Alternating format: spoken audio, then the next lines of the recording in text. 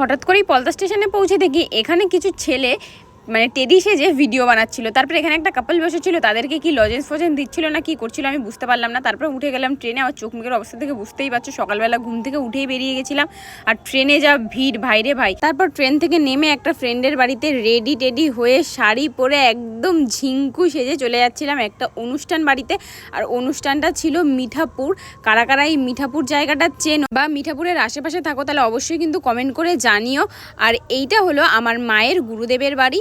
এখানে first time আমি গেছিলাম, এর আগে আমার মায়েরা অনেকবার গেছে, 2-3বার মতন, যদিও বা 2 বছর হয়েছে এই বাড়িটা হয়েছে। আর গুরুদেব এখন বেঁচে নেই, গুরুদেবের ছেলেরা আছে এখানেই। কিন্তু প্রত্যেক বছর এরকম অনুষ্ঠান হয় আর প্রত্যেক বছরই আমাদের ওখানে ইনভাইট থাকে, তো আমরা যাই। কারা কারা এরকম রিচুয়ালসের সাথে অবগত আছে অবশ্যই কমেন্ট করে জানিও। এখানে কিন্তু আমার মা সবার পা ধুয়ে দিচ্ছিল, প্রণাম করছিল, আশীর্বাদ নিচ্ছিল, আর আমি টুকটুক করে ভিডিও করে নিচ্ছিলাম। আমিও কিছু লোককে প্রণাম করেছিলাম। রাত 2টোর সময় সবাই ঘুমিয়ে পড়ছিল আর আমরা